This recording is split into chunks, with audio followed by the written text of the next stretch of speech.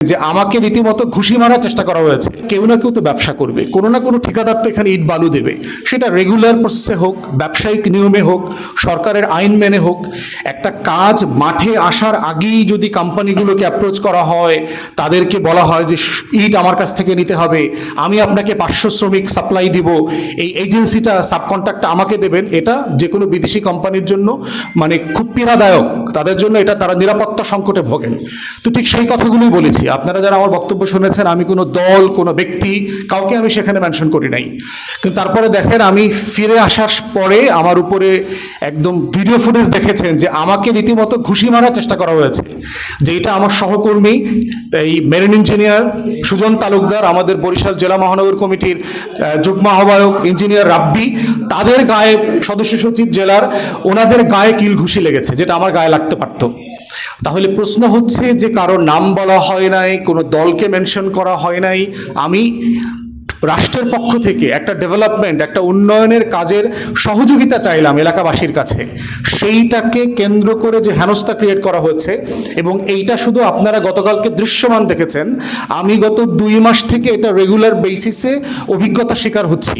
আমার নেতাকর্মীকে ক্যাম্পেইনে মারধর করতেছে, হাসপাতালে ভর্তি হইতেছে, থানায় যাচ্ছে, মামলা নিচ্ছে না। এক্স্যাক্টলি আমরা আওয়ামী লীগের আমলে যেগুলো দেখেছি। প্রশাসন ধরে নিয়েছে যে এটাই হচ্ছে রুলস অফ দ্য গেম, যে যখন আওয়ামী লীগ থাকবে তখন আমরা সবাই আওয়ামী লীগ হয়ে যাব, যখন বিএনপি আসবে অথবা থাকবে তখন আমরা বিএনপি হয়ে যাব। একটা রাষ্ট্র তো এইভাবে হতে পারে না। গত বছরের লড়াইটা কিন্তু এই জন্য ছিল যে আমরা রাষ্ট্রকে রাষ্ট্র বানাতে চাই, আমরা দেশের মানুষের ন্যূনতম সাংবিধানিক অধিকার নিয়ে বাঁচতে চাই। সবাই লেভেল প্লেইং ফিল্ডে কাজ করবে। আপনি যদি বোধ করেন যে না, আপনি অন্য 10টা কাজ করবেন, আপনি করেন না। আমি 100 কোটি টাকার ডেভেলপমেন্টের কাজ আনছি, আপনি এইটাকে চ্যালেঞ্জ করেন, এটাকে চালু করে আপনি আরো 100 কোটি টাকার কাজ আনেন, তাহলে তো এলাকার লাভ হবে। আমি 50টা টিউবওয়েল আনছি আমার এলাকার জন্য, আপনিও 50টা টিউবওয়েল আনেন। আমি প্রায় 100-র মতো রাস্তা পাকা করার জন্য তদবির করে পাশ করিয়েছি, আপনিও করেন। আমিও 60-70টা কাঁচা রাস্তায় ইট বসানো, সোলিং বসানোর জন্য চেষ্টা করছি, আপনিও করেন। আমি প্রায় 150-র মতো মসজিদ, মাদ্রাসা, মন্দির, শ্মশান ঘাটের জন্য তহবিল এনেছি, আপনারাও করেন।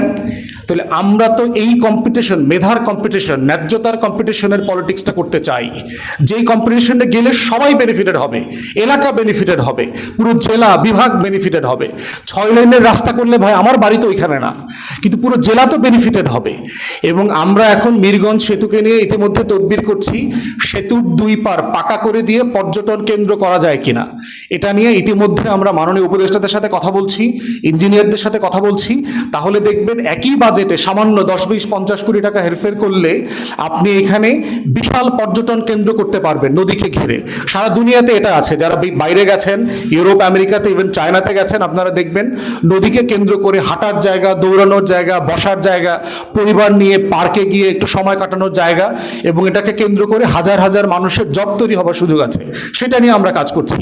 তাহলে যাদের জন্য, যে এলাকার জন্য কাজ করছি, সেই এলাকাতে বসে রাজনৈতিক পদ পদবি ব্যবহার করা মানুষরা আমাদের সাথে যে আচরণ করছে, সেটা খুব দুঃখজনক।